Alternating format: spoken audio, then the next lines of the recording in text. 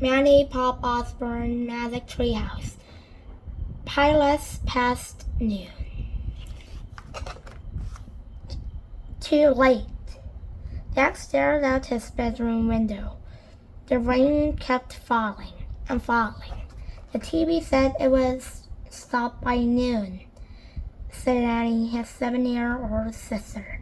It's already past noon, said Jack, but we have to go to the treehouse, said Annie. I have a feeling the M person will be there today.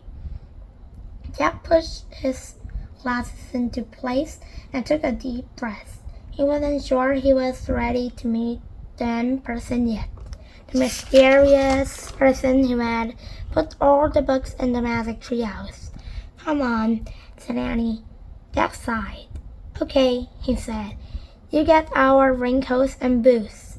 I'll get the medallion and bookmark. Annie ran to get their rain gear. Jack reached into his drawer. He took out the medallion. It was gold. The letter M was engraved on it. Then he took out the bookmark. It was made of book leather. It had the same M on it. Both M's matched the M that was on the floor of the treehouse. Jack put the medallion and the bookmark into his backpack. Then he threw in his notebook and pencil. Jack liked to take notes about important things. I got our rain stuff, called Annie. Jack picked up his pack and went downstairs. Annie was waiting by the back door. She was putting on her boots. Meet you outside, she said. Jack pulled on his raincoats and boots. Then he pulled on his backpack and joined her. The wind was blowing hard. Ready, set, go, shouted Annie. They kept their heads down and charged into the rainy wind. Soon they were in the Frog Creek woods. Tree branches swayed, flicking rainwater everywhere. Yuck, said Annie. They splashed through puddles until they came to the tallest oak tree in the woods. They looked up.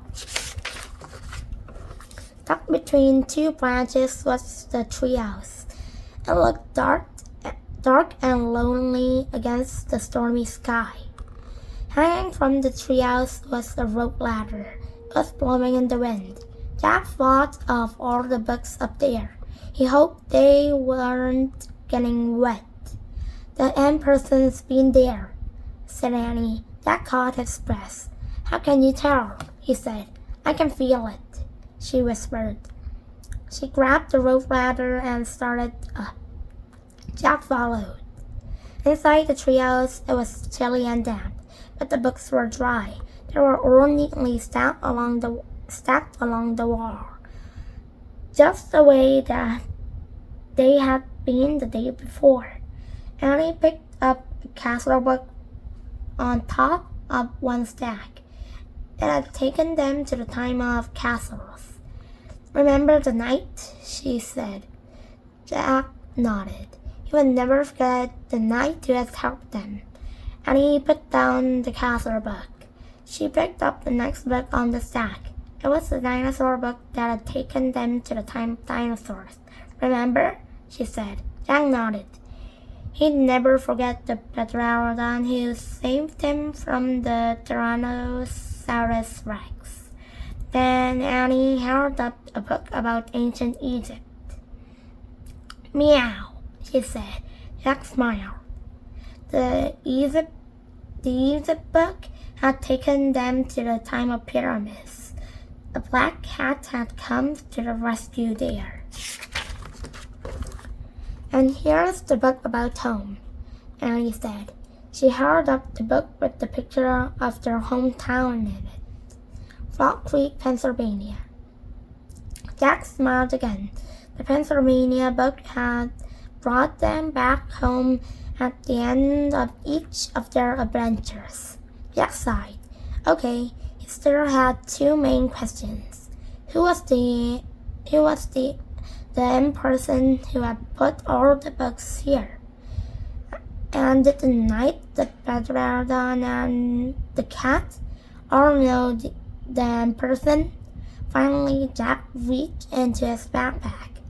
He took out the gold medallion and the letter bookmark and placed them on the floor, right over the spot where the M glowed faintly in the wood.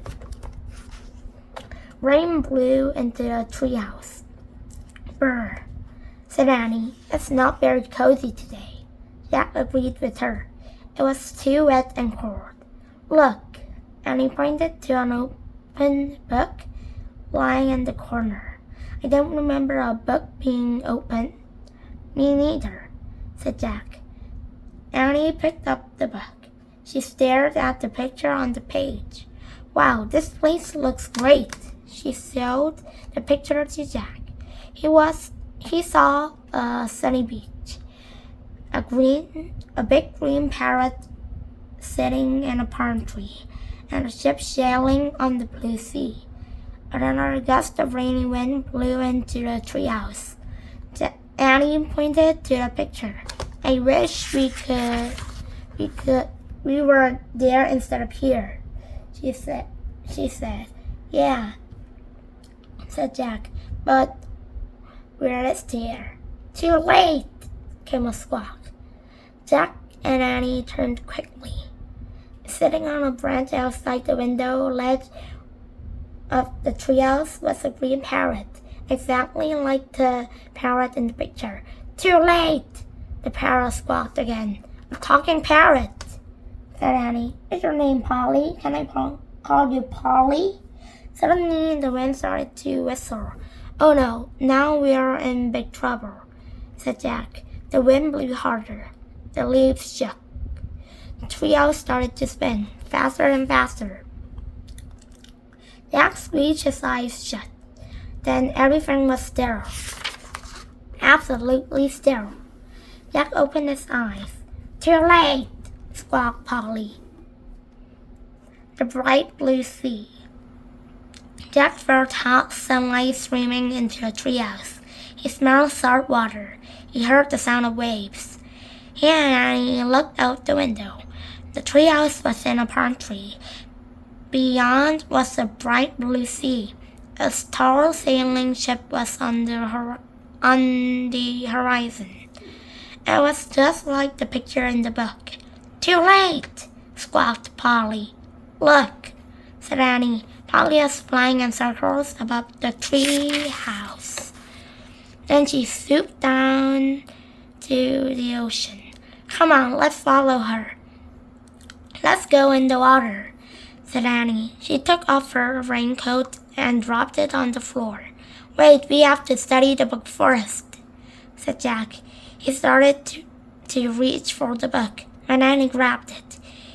"You can read it on the beach," she said. Without even looking at the cover, she shoved the book into Jack's backpack. He sighed. Actually, the water did look wonderful. "Okay," Jack said. He took off his raincoat, too. "Come on." And he handed Jack his backpack and started down the ladder. Jack folded the raincoat and put it next to the stack of books. He put on his backpack, then he went down the ladder. As soon as Annie hit the sand, she ran towards the ocean. Jack watched her wade into the water. She was still wearing her rain boots. "Your boots, Annie," called Jack. She shrugged. "They'll dry out," she said. Jack took off his boots and socks. He put them aside his pack. Then he rolled up his jeans and ran across the hot sand into the waves. The water was warm and clear. Jack could see shells and tiny fishes. He shut his eyes against the sun and peered out at the sea. The tall sailing ship seemed a bit closer. "Where's Polly?" said Annie. Jack glanced around. No sign of Polly. Not in the palm trees. Not on the sunlit sand. Not over the bright blue sea. When Jack looked out the sea again, the ship seemed even closer. Now Jack could see his flag.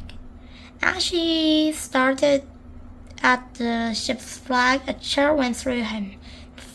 The flag was black, with a skull and crossbones. Oh man, he breathed. He started out of the water. What's wrong? Said Annie. She splashed after him. Jack ran to his backpack, and he followed. He grabbed the book from his backpack. He looked at the cover. For the first time, he and Annie read the title of the book. Yikes, said Annie. Pirates of the Caribbean. Jack read aloud.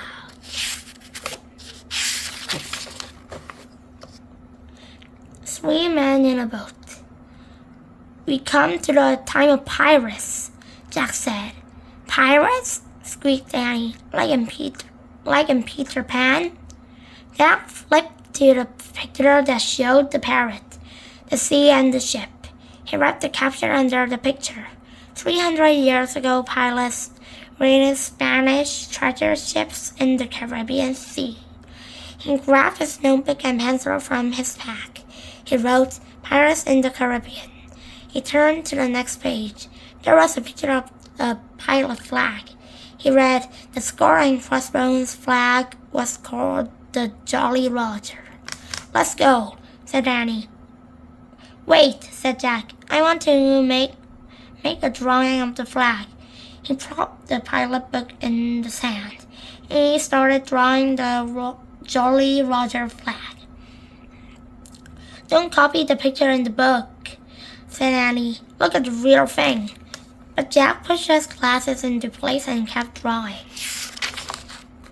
Jack, some pilots are getting into a rowboat, said Annie. Jack kept drawing. Jack, the boat's leaving the big ship, said Annie. What? Jack looked up. Look, Annie pointed. Jack looked. He saw the rowboat coming towards the shore. Run, said Annie. She started running towards the treehouse. Jack jumped up. His glasses fell off. Hurry! Annie called back to him. Jack went down on his knees. He felt for his glasses. Where were they? Jack saw something glinting in the sand. He reached for it. It was his glasses. He snatched them up. Then he threw his notebook and pencil into his pack. He put the pack on his back. He grabbed his boots and his socks, and he took off running. Hurry, they're coming! And he was at the top of the rope ladder.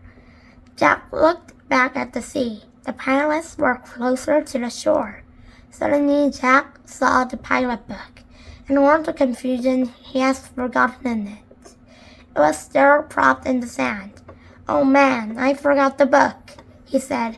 He dropped his socks and boots below the treehouse. Come on, Jack, Annie shouted. I'll be right back, Jack called. I got to get the book. Jack, forget it. But Jack was already running towards the water. Jack grabbed the book. Come back, Annie shouted. Jack shoved the book into his backpack. Suddenly, a giant wave carried the rowboat right onto the beach. Run, Jack, shouted Annie. 3 big pilots splashed onto the sand. They had knives in their teeth. They had pistols in their belts. They charged towards Jack. Run, Jack, run, cried Annie. Fire beauty. Jack started to run across the hot sand. He ran as fast as he could, but the pilots ran faster. Before Jack knew it, the biggest pilot had grabbed him. Jack struggled, but the pilot had huge, strong arms. He held on to Jack and laughed a mean, ugly laugh. He had a shaggy black beard, a patch covered one eye. Jack heard Annie yelling. He saw her coming down the rope ladder. "Stay where you are!" Jack shouted. But Annie kept coming. "Leave him alone, you bully!" she cried. The other two pirates laughed meanly. They were dirty and ragged. Annie charged up to the biggest pirate. "Let him go," she said. She hit the pirate with her fist and kicked him, but the pirate just growled. Then he grabbed her too, and with his giant hands he held Jack and Annie as if they were two kittens. "No one escaped Captain Bones," he roared. His breath was terrible. "Let go," Annie shouted into his face. But Captain Bones just smiled. All his teeth were black. Annie fell silent. Captain Bones laughed loudly. Then he turned to the other two. "Find out what's in their house, you dogs," he said. "Aye, aye, Captain," they answered, and they started up the ladder to the treehouse. "What do you spy, Pinky?" shouted Captain Bones. "Books, Captain," Pinky shouted down. "Ah, books," growled Captain Bones. He spit on the sand. "I want gold, you dogs." "Dogs are nicer than you," said Annie. "Shh," said Jack. "What about you, Stinky?" Captain Bones roared. "Just books, Captain," shouted Stinky. "Ah, books," said Captain Bones. He spit on the sand again. "I hate books. Keep looking, dogs. Find me something good." Captain Bones grabbed Jack's backpack. "What's in here?" he said. "Nothing." Jack quickly opened the pack. Just paper, a pencil, a book. "Another book!" roared Captain Bones. "That's fire booty!" A gleeful shriek pierced the air. Captain Bones froze. "What's that?" he shouted. "Look, Captain, look!" Pinky leaned out the treehouse window. He held the medallion. It glimmered in the sunlight. "Oh, brother," thought Jack. "Throw it down!" cried Captain Bones. "It's not yours," shouted Annie. Captain Bones dropped Jack and Annie. He caught the medallion as it fell. "Gold, gold, gold!" he cried. Captain Bones threw back his head and laughed horribly. He grabbed two of his pistols. He shot them into the air. Pinky and Stinky howled like wolves. The kid's treasure. Jack and Annie watched in horror. The gold-greedy pilots seemed to have lost their minds. Jack nudged Annie. Together they started to back slowly away from the pirates towards the treehouse. "Halt!" Captain Bones shouted. He aimed his pistol at them. "Not another step, lumbers!" Jack and Annie froze. Captain Bones grinned his black-toothed grin. "Tell old Bones where the rest is," he growled. "Or prepare to meet thy doom." "What was rest?" said Annie. "The rest of the treasure," roared Captain Bones. "I know it's on this island. I have a map." He reached into a belt pouch and pulled out a torn piece of paper. He waved it at Jack and Annie. "Is that a treasure map?" asked Jack. "Aye, it's the map telling about Kiss treasure." "What Kiss treasure?" "Not us Kiss," said Annie. "We don't know anything about the Kiss treasure." "Why don't you read the map?" said Jack. "You read it." Captain Bones shoved the map in Jack's face. Jack stared at the strange marks on the paper. "What does that mean?" asked Jack. "What does that mean?" asked Captain Bones. "These words." Jack pointed at the words at the bottom of the map. "Well, it means Captain Bones' good eyes squinted at the writing. He frowned. He coughed. He rubbed his nose. "Ah, leave him alone," Pinky growled at Jack. "You know he can't read," said Stinky. "Shut up!" Captain Bones roared at his men. "Jack and I can read," and he piped up. "Shh," said Jack. "Captain, make them read the map," said Stinky. Captain Bones gave Jack and Annie a dark look. "Read it," he growled. "Then will you let us go?" said Jack. The pilot squinted his good eye. "Aye, lumber. When the treasure's in me hands, I'll let you go."